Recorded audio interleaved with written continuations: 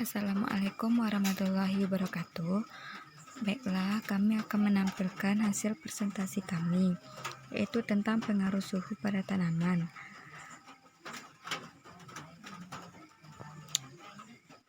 Saya akan memperkenalkan anggota kelompok saya, yaitu yang pertama Mayang Irmalasari, saya sendiri, yang kedua Nur Hadina, yang ketiga Windy Yendra. Baiklah, sekarang kita masuk ke materi, yaitu pengaruh suhu pada tanaman.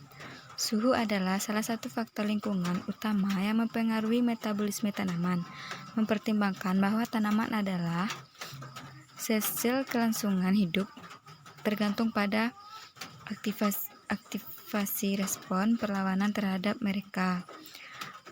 Metabolisme modulasi setelah tanaman suatu era yang pasti akan panas dan dingin, yang akan dibahas dengan periode yang dingin dan panas.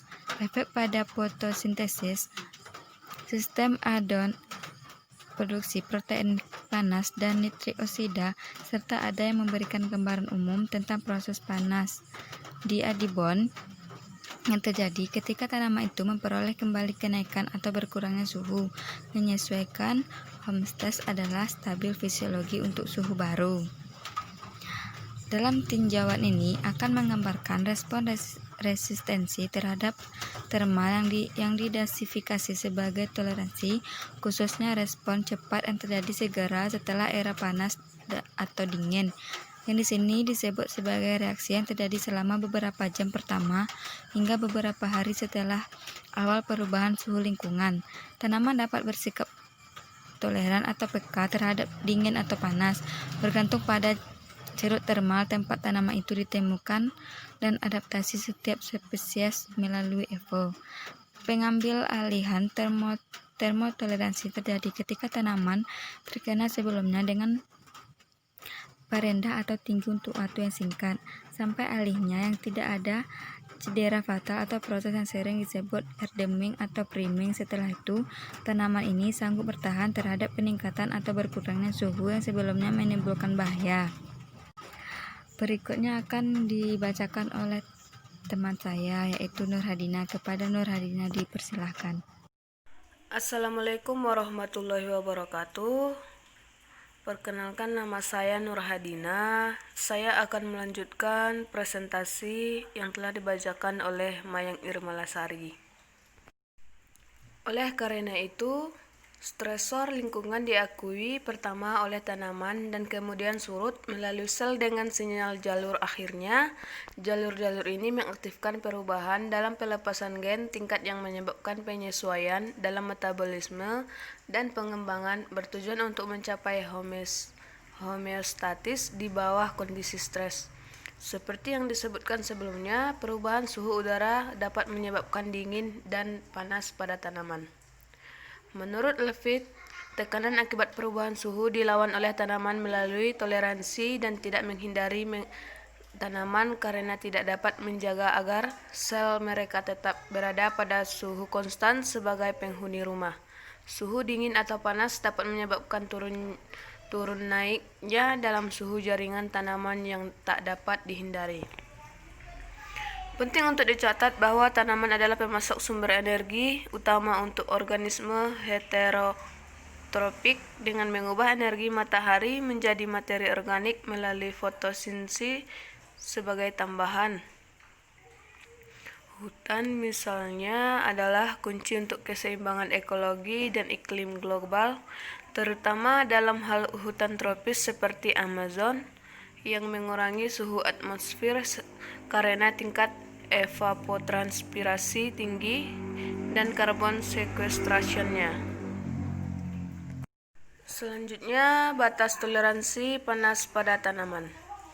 Ketika batas toleransi dan adaptasi terhadap panas terlamburkan dalam sebuah tanaman, beberapa perubahan terjadi pada tingkat molekuler, fisiologis, dan seluler yang dapat memiliki dampak negatif pada pertumbuhan, pengembangan yang dapat memicu kematian tanaman. Meskipun demikian, dampak bahwa peningkatan suhu dapat menyebabkan tanaman bergantung pada beberapa faktor seperti tingkat suhu, Periode paparan pada gontokan tinggi jika kenaikan suhu terjadi.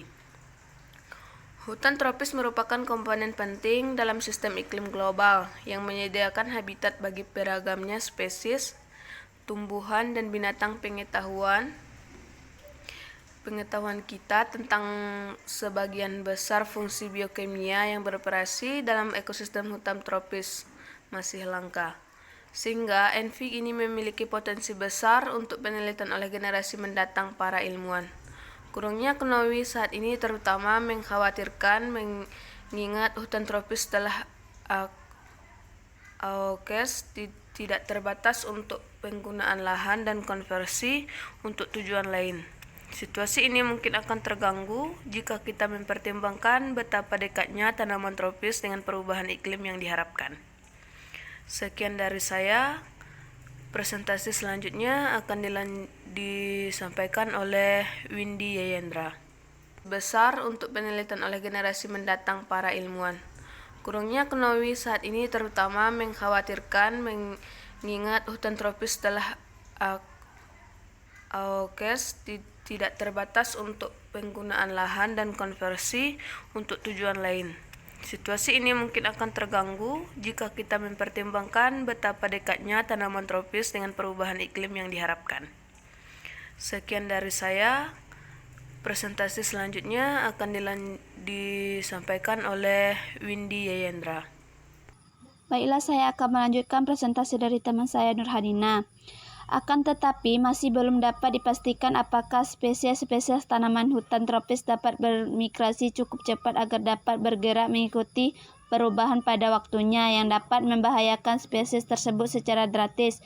Kedua ini menyebutkan bahwa ketidakpastian tersebut berasal dari fakta bahwa sebagian besar penelitian tentang iklim dan konversi berfokus terutama pada Amerika Utara dan Eropa, hanya dengan beberapa penelitian tentang tropi.